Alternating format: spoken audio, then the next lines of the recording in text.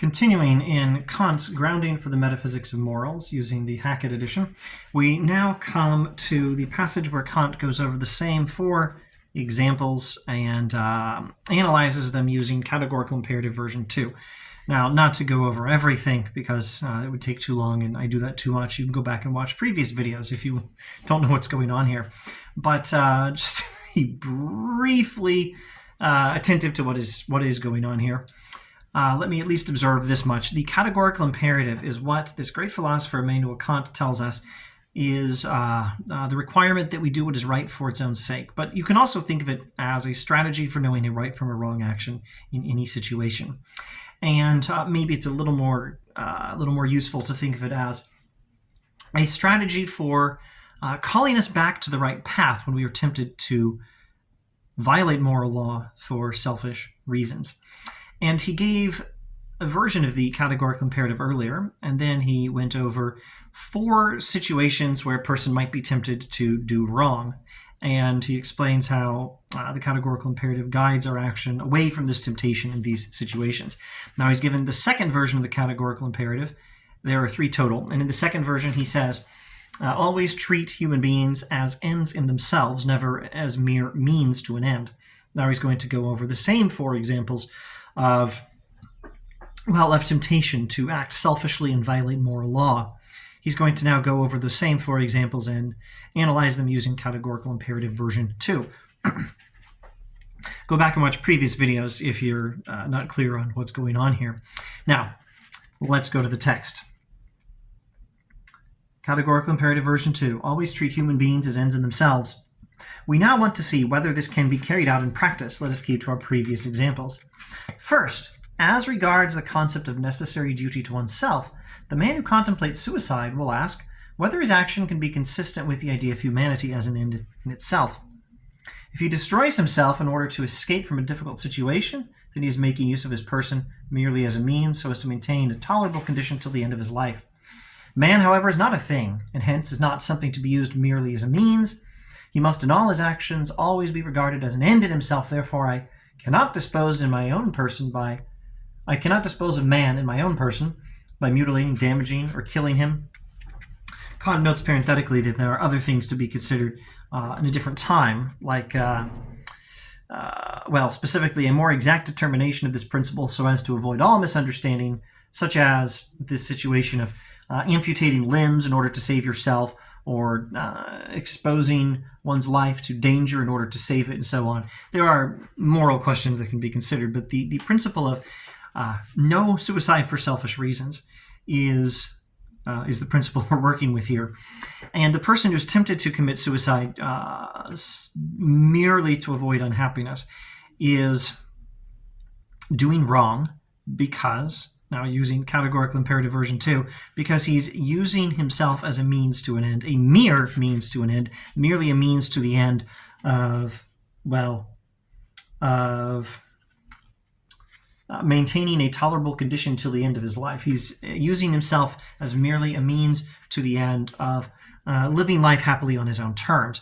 And that is not an end that overrules humanity as an end in himself, in herself, itself. A human being is not just something you can use, and in this case, use up as a way of achieving some goal. The existence of the human being in and of himself or herself is already the achievement of a fantastic goal that overrides just about any other possible goal, and that is humanity itself as an end in itself. I think there's maybe 2 things, maybe just one thing I should clarify. I hope I didn't get sidetracked and leave something out there, but here's something I have not clarified in this video, but really should. We may sometimes think that killing people is wrong because they don't normally consent to it. And there may be one perfectly good reason that killing people is wrong, a perfectly good reason that murdering someone else is wrong. But Kant says it's not just consent. Consent is not the only thing that matters here. Humanity itself matters.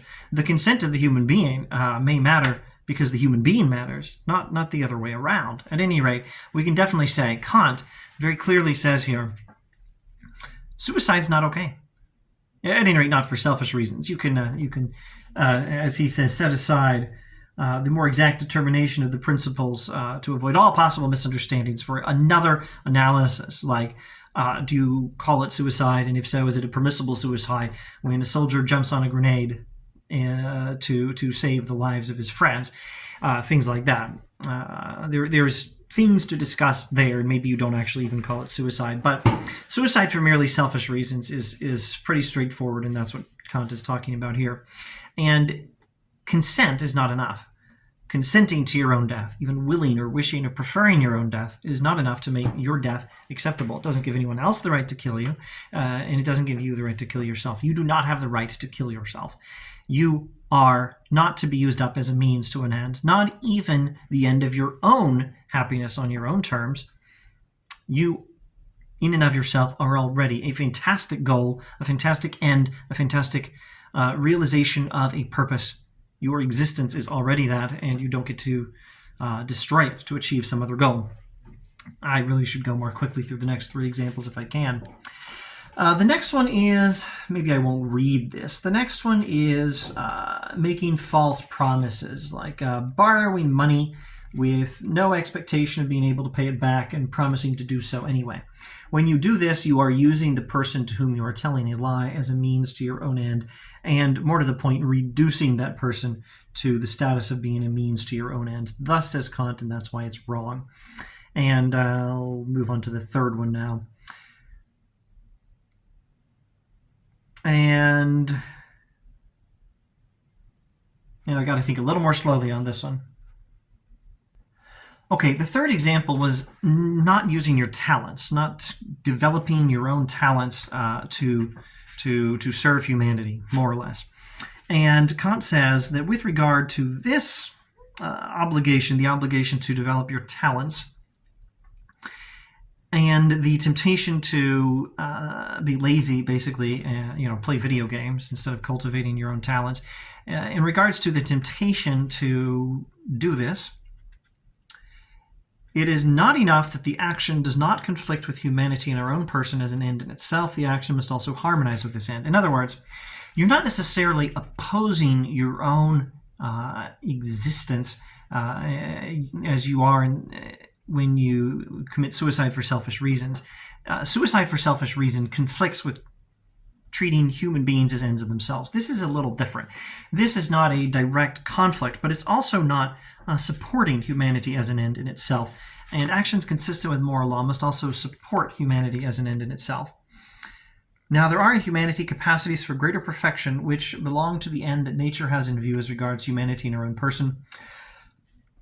To neglect these capacities might perhaps be consistent with the maintenance of humanity as an end in itself, but would not be consistent with the advancement of this end. That's all he has to say on this. But I need to attempt to paraphrase that, so I will now attempt to do so. All right, I think this will get the point across. Human beings have capacities for greater perfection. That's what he mentions, capacities for greater perfection.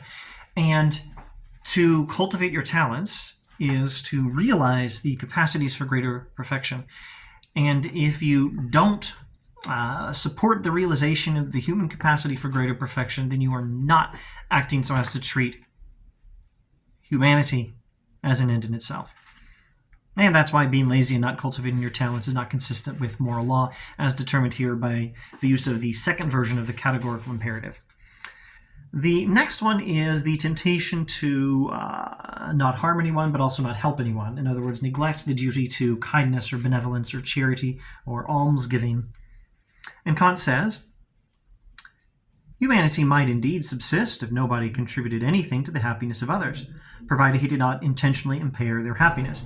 And I will pause to say, earlier when he went over this, he said it would be a huge improvement if we all acted like selfish jerks who do not harm anyone and also don't help anyone. That would make the world a better place for sure, but it's still not enough to satisfy the requirements of moral law. It's not the same thing as treating human beings as ends of themselves. Why? This, after all, would harmonize only negatively and not positively with humanity as an end in itself. In other words, it's not enough just to not actively go against human beings as having their own intrinsic value or being ends in themselves, you also have to positively support it. If everyone does not also strive as much as he can to further the ends of others, then our actions are not harmonizing positively with humanity as an end in itself. For the ends of any subject who is an end in himself must, as far as possible, be my ends also, if that conception of an end in itself is to have its full effect in me. Now, this may call for just a little more commentary. I previously skipped this sentence. Kant actually begins this paragraph by saying, "Fourth, concerning meritorious duty to others," meaning that particular moral situation, "the natural end that all men have is their own happiness, and we are obligated to support the happiness of other people, just as we support the happiness of ourselves." Now take this down to a real simple level, okay? Don't be a selfish jerk and follow the golden rule. Do to others what you want them to do to you. Also, don't do to others what you want them not to do to you. But that's not enough. You have to not do to others what you want them not to do to you, and do to others what you do want them to do to you. You support your own happiness. Do the same for others. Now, up a couple of levels. We have to support the happiness of others because the natural end that all men have, or all humans have, is their own happiness, and the ends of any subject who is an end in himself must, as far as possible, be my ends also. In other words, we have to, as far as possible, support the happiness of other people. There you go. So Kant will certainly sacrifice happiness for morality in any particular situation where it's called for. But do not think that Kant is, for that reason, diametrically opposed with those philosophies like John Stuart Mill, Aristotle, Augustine that support happiness. Kant is here explicitly saying we do actually have to support the happiness of all people as much as possible. Make the other ends, the other purposes, the other goals of other people as much as possible our own ends also. But again, you can keep this real simple if you like. Don't think of Kant as some complicated philosopher who has to be compared and contrasted to other philosophers. Here, as often with Kant and with other ethicists, a whole lot of morality can be stated in really simple terms. Don't be a selfish jerk and follow the golden rule.